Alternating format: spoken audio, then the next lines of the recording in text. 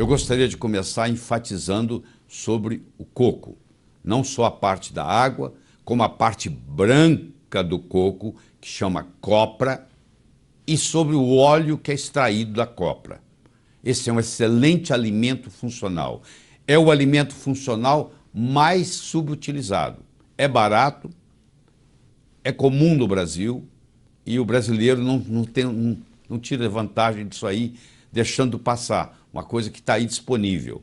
Você encontra livros na literatura, inclusive em português, O Milagre de uma Gordura, ou se você quer adquirir só um livro, eu diria que Coconut Cures é o melhor que tem. O Dr. Bruce Fife é a maior autoridade em coco no mundo.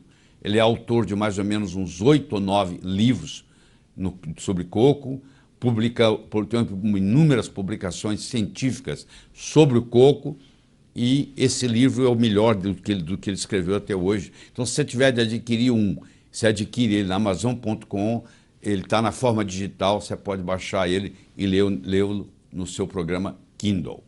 Tá? Se você quer se tornar um especialista em gorduras, porque existe a chamada gordurofobia, onde a pessoa tem medo de gordura, infelizmente, e não é bem assim. Esse livro aí tem 1.281 páginas, é excelente. Se você ler esse livro, você vai entender todos esses mitos que existem com relação à gordura, certo? Bom, vamos fazer uma viagem rápida aqui, histórica. Há mais ou menos 8.000 anos atrás já existiam relatos da medicina ayurvédica, que é a mãe da medicina tradicional chinesa, que tem relatos de mais de 5.000 anos, que é a mãe da medicina grega, que é a mãe da medicina árabe, que é a mãe da medicina romana.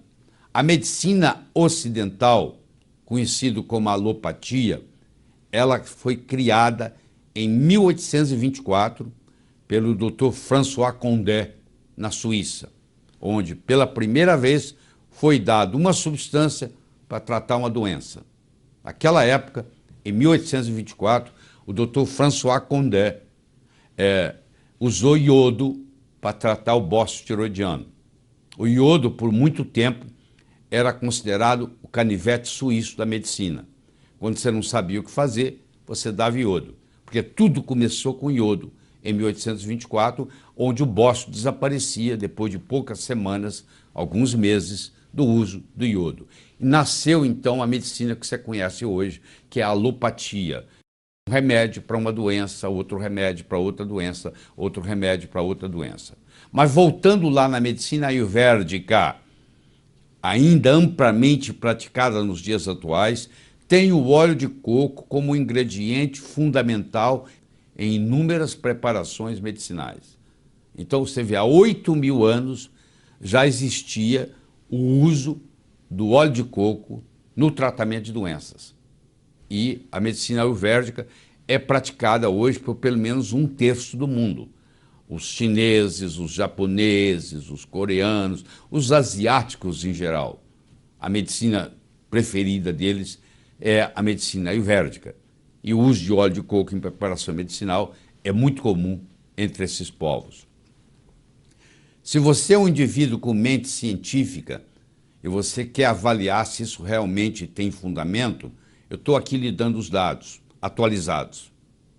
O Google, se você entrar no Google e digitar, entre aspas, coconut oil, óleo de coco, você tem mais de 25 milhões de citações. Não é 1.000, não, é milhões. Se você entrar no Google Acadêmico, que é a melhor plataforma científica que existe no mundo de hoje, tem mais de 120.000 citações. Se você entrar no mercola.com, que é o melhor site médico e o maior site médico mundial americano, tem mais de 9.000 artigos sobre o óleo de coco. Se você entrar no PubMed, que já é hoje uma plataforma mais pobre, ela é estatal, ela tem 1.808 artigos científicos. Isso eu chequei ontem, preparando para essa aula. Ela tem 1.808 artigos científicos. E se você entrar no Amazon.com, for na seção de livros, existem mais de 500 livros no Amazon.com sobre óleo de coco falando bem. Agora eu lhe pergunto, se tem mais de 25 milhões no Google, mais de 120 mil citações científicas no Google Acadêmico, mais de 9 mil artigos no Mercola.com, 1.808 artigos científicos no PubMed, todos falando bem, e mais de 500 livros no Amazon.com falando bem do óleo de coco, o que você está esperando? É barato, é simples. Uma colher de sopa tem em torno de 14 gramas de óleo de coco, 1 ou 2 colheres de sopa por dia. Você pode colocar no seu café, ele vai ficar um pouquinho mais adocicado, ao invés de você usar açúcar, porque o coco também tem a sua própria açúcar, e você vai estar fazendo um grande bem, principalmente para o seu aparelho cardiovascular, como nós vamos ver aqui no decorrer dessa apresentação. Para você ter uma ideia dessa história de gordura, as gorduras são classificadas em cadeia curta, cadeia média e cadeia longa, porque a gordura é formada de ácido graxo. Eu tenho ácidos graxos de cadeia curta, acético, butírico, capróico. Eu tenho ácidos graxos de cadeia média, caprílico, cáprico, láurico. E eu tenho ácidos graxos de cadeia longa, mirístico, palmístico, esteárico. Vocês estão vendo aqui que os que são de cadeia média, o caprílico, o cáprico e o láurico, representam 67% dos ácidos graxos do coco. E nós vamos conversar mais especificamente sobre o ácido láurico, que tem propriedades ultra especiais. Só para você ter uma ideia da diferença, eu quero que você compare nesse slide o vermelho com o azul. O vermelho são os ácidos graxos de cadeia longa, como é o mirístico, o palmítico, o esteárico, o araquídico, o beênico, o lignocérico. Vocês estão vendo que eles vão primeiro até o coração, depois eles vão para o fígado, depois eles são carreados pela LDL até os tecidos, trazidos de volta pelo HDL e levados e expulsos e eliminados na bile. Vê a trajetória do vermelho, por favor. Agora observe a trajetória do azul, que são os ácidos graxos de cadeia média, que no caso é o caprílico, o cáprico e o láurico. Os três estão no óleo de coco. Tá? Você vê que eles têm um percurso totalmente diferente. Eles vão pela veia porta, vão até o fígado diretamente, ao invés de passar lá pelo sistema periférico e voltar no fígado, como é o caso do vermelho, o azul vai direto para o fígado. E eles não são armazenados, eles vão ser transformados em energia. E eles são termogênicos, ou seja, eles contribuem para o processo de emagrecimento. Quem falar para você que óleo de coco engorda, não entende de bioquímica, não entende de nutrição. Isso aí te dá uma perspectiva do que está acontecendo. A região Bicol da República das Filipinas tem o maior consumo de coco do país e a mais baixa taxa de doença cardíaca. Essa correlação não existe só na região Bicol. Em todo lugar onde se consome muito óleo de coco, tem-se muito pouco doença cardíaca. Os efeitos benéficos da água de coco nos níveis de HDL. Se você ingere água de coco diariamente, você vai aumentar o seu HDL, que você conhece com o nome de colesterol bom. Então a água de coco também tem um efeito terapêutico muito grande e tem aí publicações mostrando nesse slide para você ver. A gordura predominantemente no coco é saturada, de cadeia média, caprílico, cáprico e láurico. Esses três, que são de cadeia média, constituem 64% da gordura que existe no coco.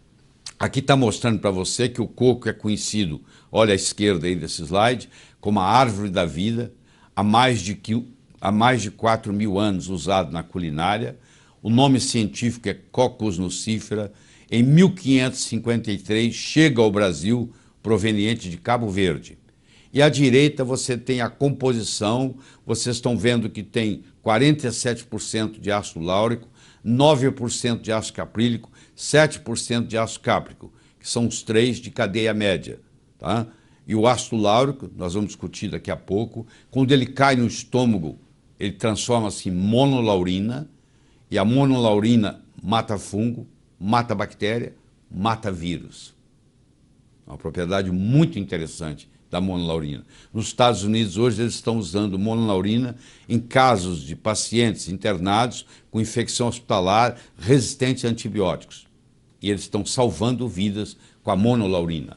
E você adquire isso aqui simplesmente ingerindo ou a copra, a parte branca do coco, ou o óleo de coco, e isso vai cair no estômago e vai formar uma substância que tem essa ação antibiótica, mas não prejudica como os antibióticos.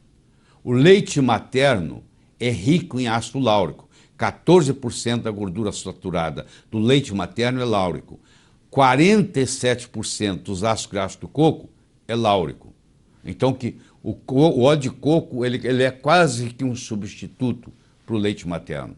Aliás, as famílias pobres, onde não tem a amamentação por alguma razão, eles fazem uso do óleo de coco e da água de coco e do coco para substituir. E aqui está a explicação. É riquíssimo em ácido láurico. Então não necessita da bile para ser absorvido. Uma pessoa que tem a vesícula removida, ela não consegue absorver gorduras, mas essa gordura de cadeia média não precisa de bile para ser absorvida, facilita a absorção de outros nutrientes, principalmente vitaminas e minerais, não é armazenado no tecido adiposo na forma de triglicérides, não engorda, não requer insulina para o seu metabolismo, ou seja, o diabético pode, sem problema, fazer uso do óleo de coco, é termogênico, significa que aumenta o metabolismo e com isso ajuda no sentido do emagrecimento e é menos calórico do que outras gorduras.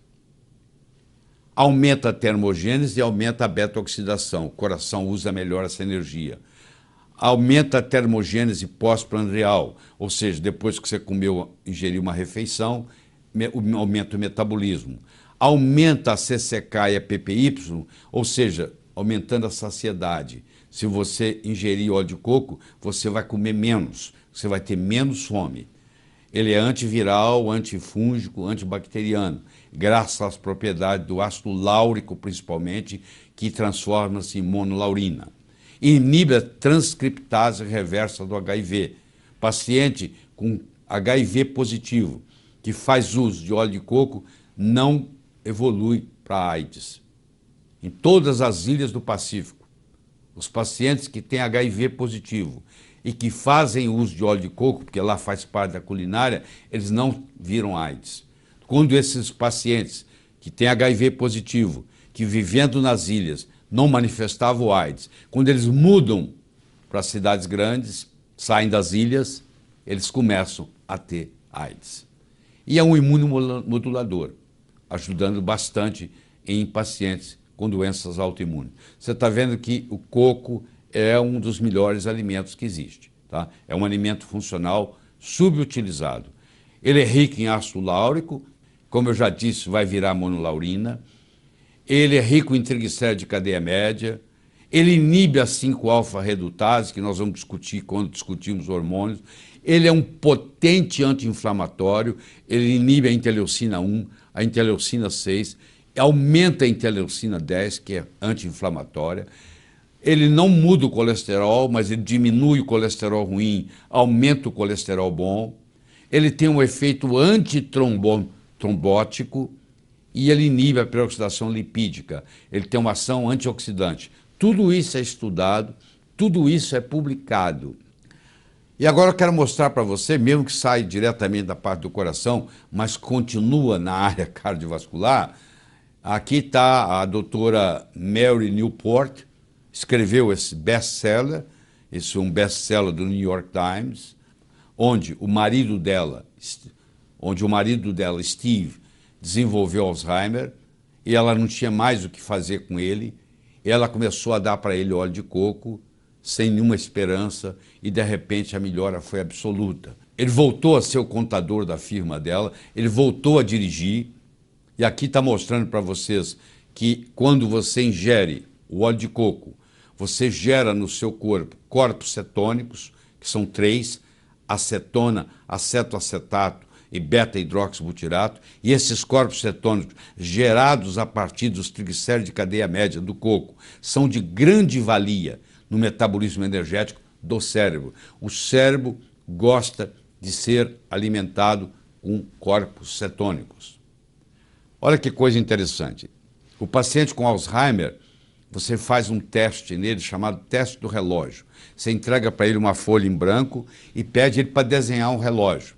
O Steve, o marido da doutora Newport, ela entregou para ele uma folha em branco um dia antes de começar o óleo de coco e pediu ele para desenhar um relógio. Olha o que ele desenhou. Ele fez um esboço, você não sabe que aquilo é um relógio. Aí ela colocou uma colher de sopa 3 vezes ao dia de óleo de coco. Olha o que acontece 2 semanas depois. 2 semanas depois, olha lá, compara o antes do óleo de coco, compara com 2 semanas depois. Agora, aqui 1 mês depois, 37 dias depois, olha a diferença que vai acontecendo. Isso aqui não tem jeito de não ser verdadeiro. Olha lá, mostrando o efeito. Isso repercutiu e ele voltar a dirigir, ele voltar a ser o contador, ele voltar a ter emoções normais. Isso com apenas óleo de coco. Não subestime esse alimento funcional. Ele pode fazer uma diferença muito grande na sua vida. Então, o óleo de coco, ele tem benefícios no Alzheimer, ele tem benefícios nas doenças cardiovasculares, ele tem uma atuação grande no câncer, porque o câncer se alimenta de glicose, o alimento que a célula cancerígena gosta mais é açúcar. Então, quando dá óleo de coco, você cria corpos cetônicos, que a célula cancerígena não sabe utilizar, mas a célula normal sabe. Ele é importantíssimo no diabetes, porque também você vai criar corpos cetônicos, não vai precisar de insulina. Ele ajuda no tratamento da obesidade e ele ajuda em todos os tipos de infecções, seja por vírus, seja por bactéria, seja por fungo. Tudo isso está publicado, como eu mostrei no começo dessa conversa. Então, eu recomendo você, pelo menos, fazer uma tentativa. Faz uma prova. Durante 15 dias, 2 semanas, toma uma colher de sopa de óleo de coco 2 vezes por dia. Você vai ver a diferença na pele, no sono, no intestino. E claro que o seu coração vai agradecer muito, porque você vai gerar corpos cetônicos e o coração gosta de trabalhar com corpos cetônicos. O seu cérebro vai agradecer muito, porque o seu cérebro também gosta de trabalhar com corpos cetônicos. A sua clareza mental vai melhorar. A sua inteligência vai ficar mais aguçada. Bom, se você quiser estudar mais, eu espero que aqui seja só o começo dessa conversa, eu estou te dando aí 5 sites importantes sobre o óleo de coco. Eu gostaria de enfatizar o terceiro, que é o westernprice.org, que é o melhor site de nutrologia que tem no mundo. E gostaria de enfatizar o último, que é o coconutresearchcenter.org, que é um site que põe as publicações científicas com relação ao óleo de coco. Então, se alguém questionar para você que isso não é científico, você leva essa pessoa até o coconutresearchcenter.org e mostra que toda a parte científica que está lá. Então, isso aí contribui muito para ajudar você a estudar ainda com mais profundidade os benefícios desse alimento funcional subutilizado